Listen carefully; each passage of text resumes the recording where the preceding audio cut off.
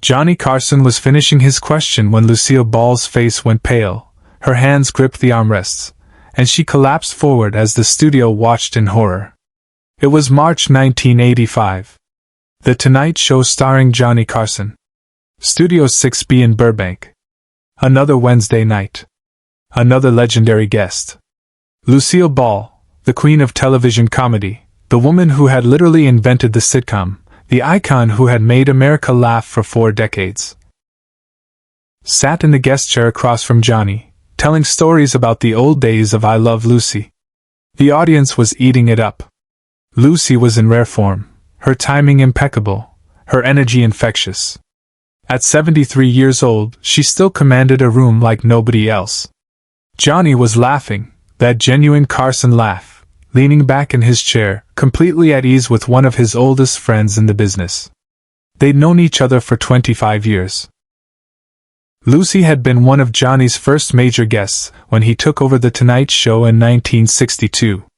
She'd appeared dozens of times since then. Their chemistry was legendary. When Lucy came on the show, it wasn't just an interview.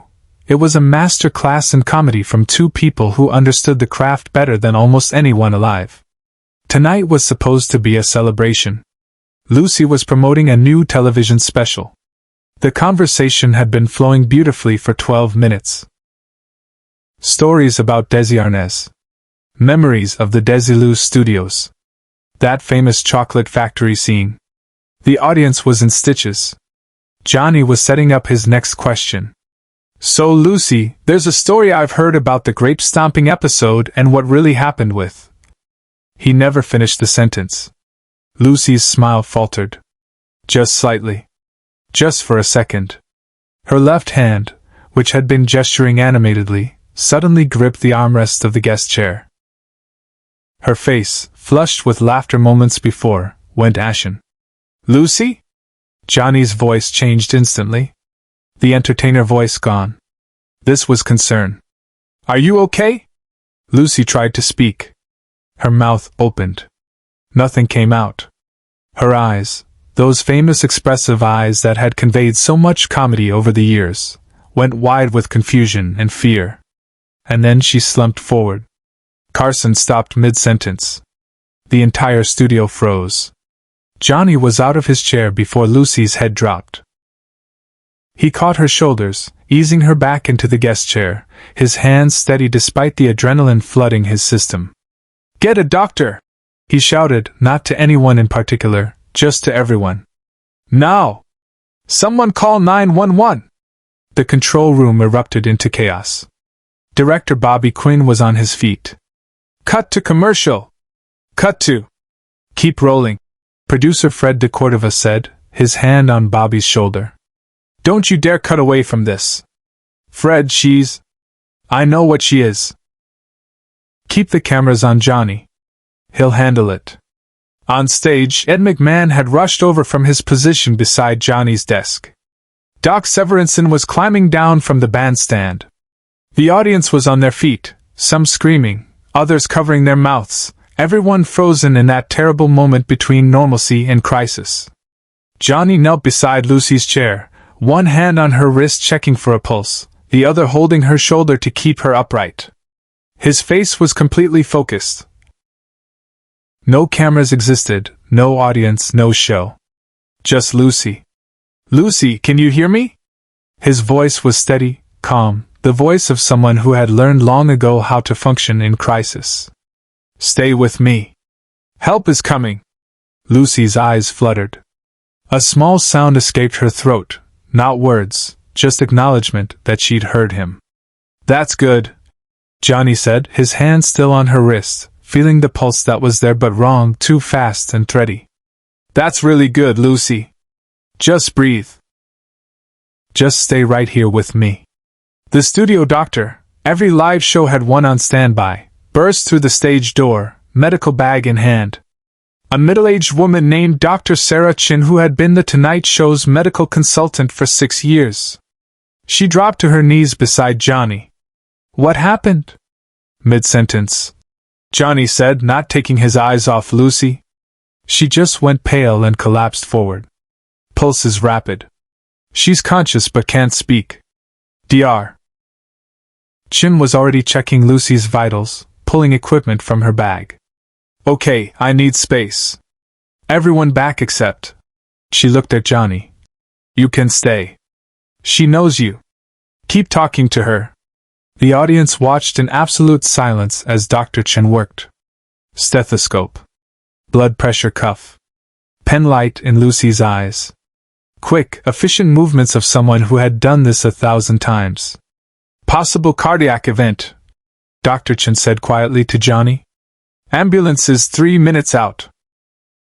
We need to keep her stable and calm. Johnny nodded.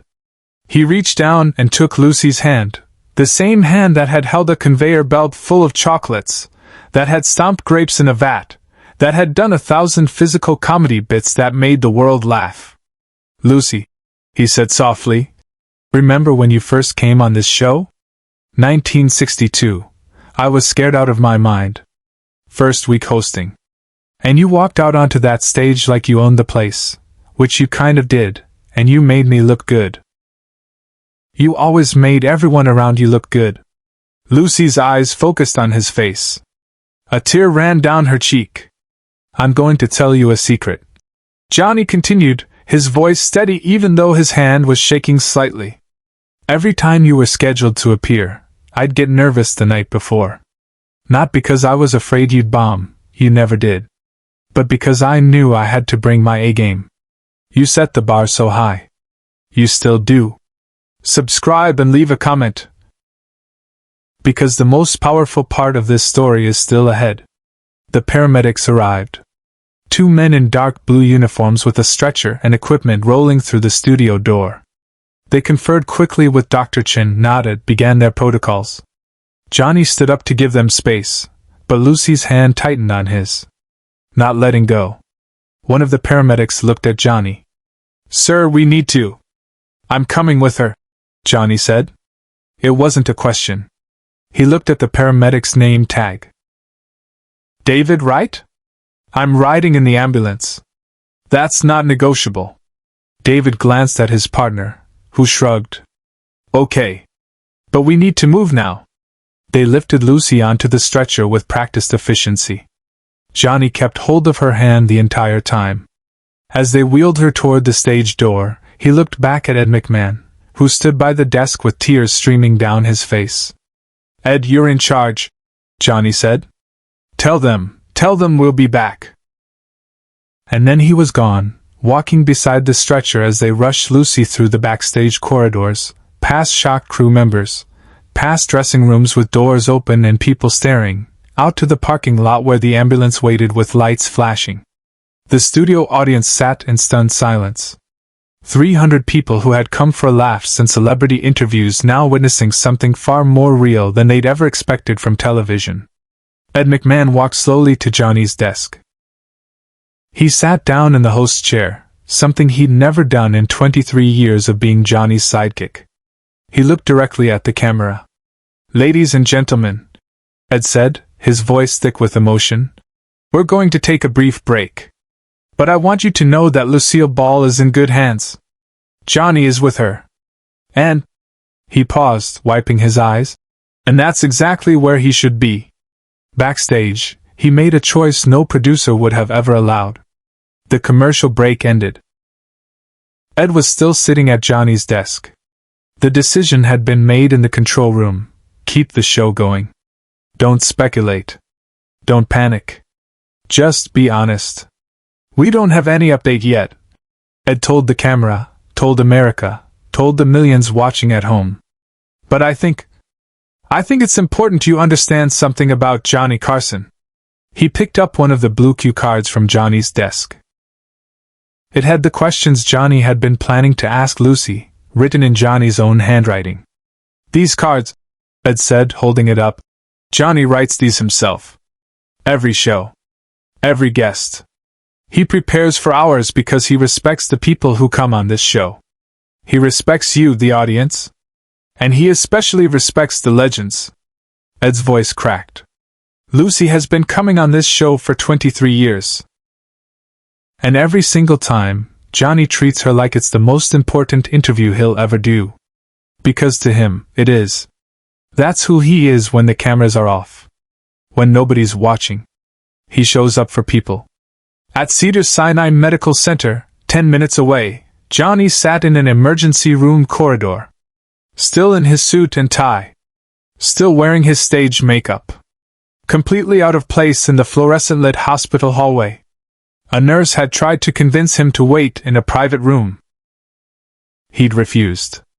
"I'll wait right here," he'd said, taking a seat in one of the plastic chairs bolted to the wall.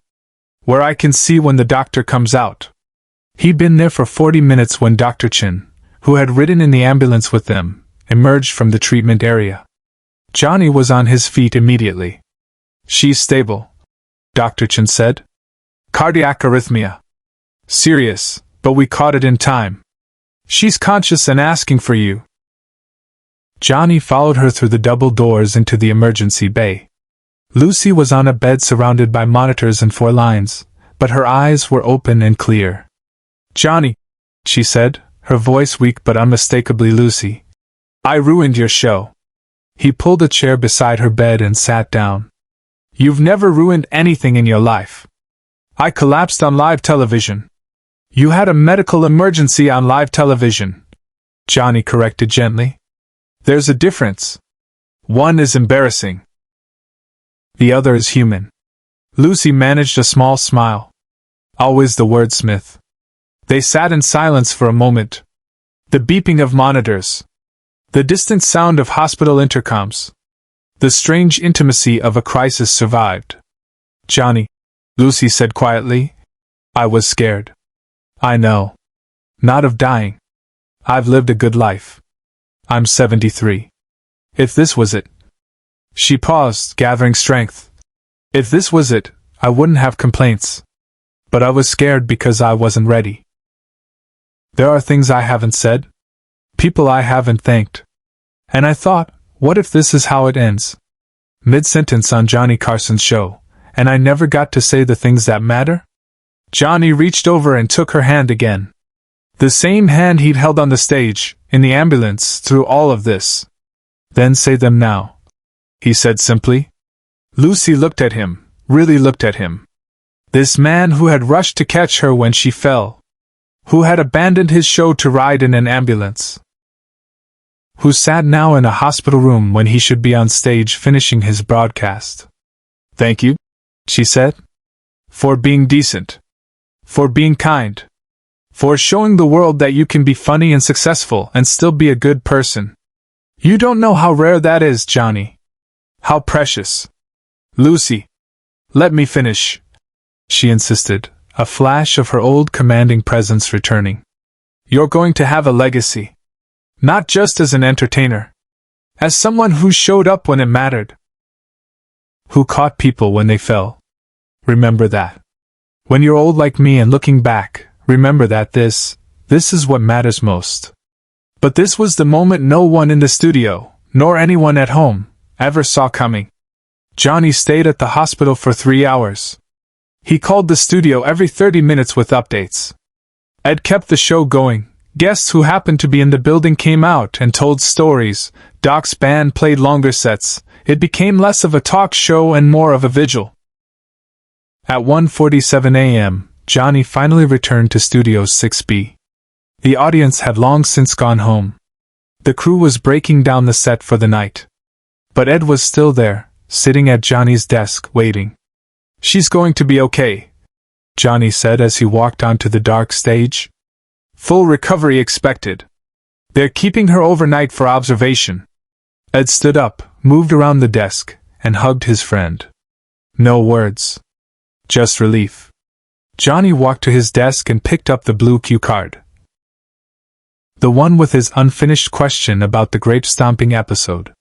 He looked at it for a long moment, then carefully folded it and placed it in his jacket pocket. "I'm keeping this," he said quietly. "To remember." 3 days later, Lucy was released from the hospital. She sent Johnny a gift, a framed photograph from her first appearance on The Tonight Show in 1962. On the back, she'd written, "Thank you for catching me. in 1962, and again in 1985. Lucy. Share and subscribe.